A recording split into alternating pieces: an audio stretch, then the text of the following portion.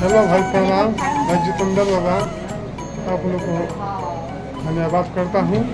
एक नई कहानी लेकर आया हुआ हूँ, जिस कहानी का शीर्षक है भूम प्रदोष व्रत कथा। मंगलवार के दिन पड़ने वाले प्रदोष व्रत को भूम प्रदोष व्रत कहा जाता है। आज धनतेरस पर भूम प्रदोष व्रत का संयोग बना है। भूम प्रदोष व्रत कथा इस प्रकार है। एक समय की बात है, एक नगर में एक वृद्धा रहती थी। उसका एक बेटा था। वह हनुमान जी की उपासना करती थी। वह औरत हमेशा विधि पूर्वक हनुमान जी की पूजा करती थी। मंगलवार को वह बजरंग बली की विशेष पूजा करती थी। एक बार हनुमान जी ने अपने भक्त उस वृद्धा की परीक्षा लेनी चाहिए। हनुमान जी ने अपने भक्तों की परीक्षा लेनी चाहिए, उस औरत को परीक्षा लेनी चाहिए।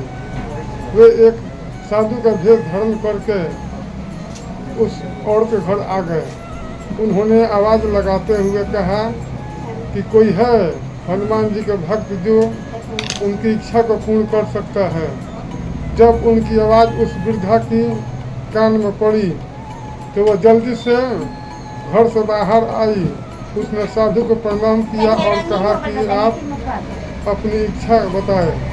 इस पर हनुमान जी ने उससे कहा कि उनको बहुत भूख लगी है, वो भोजन करना चाहते हैं, तुम थोड़ी सी जमीन दीप दो। इस पर उसने हनुमान जी से कहा जमीन दीपने के अलावा और कोई काम है उससे वह पूरा कर देगी। हनुमान जी ने उससे अपनी बातों को पूरा करने का वचन लिया। तब उन्होंने कहा कि अपने बेटे को बुलाओ और उसके पीठ पर आग लगा दो। उस पर वे अपने लिए भोजन बनाएंगे। हनुमान जी की बात सुनकर वह वृद्ध औरत परेशान हो गई। वह करे भी तो क्या करे। हनुमान जी को वचन दिया था। उसने आखिरकार अपने बेटे को बुलाया और उसे हनुमान जी को सौंप दिया।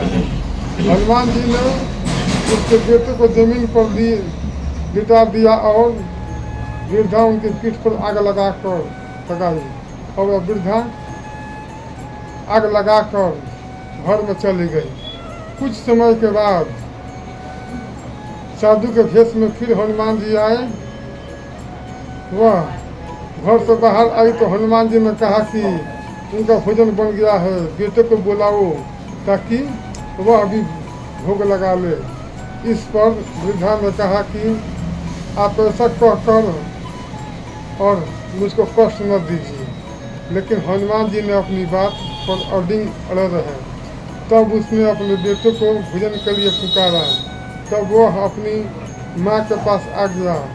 अपने बेटे को वह जीवित देखकर आश्चर्यचकित हो गई और उस साधु के चरणों में नतमस्तक हो गई। तब हनुमान जी ने अपने वास्तविक रूप में हनुमान जी अपना वास्तविक रूप में प्रकट हुए और उसको अपना आशीर्वाद दिया।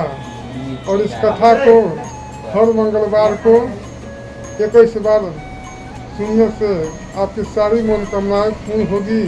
अगर यह कहानी आपको अच्छी लगी हो तो वीडियो को लाइक करें और चैनल को सब्सक्राइब करें। धन्यवाद। जय श्री कृष्ण।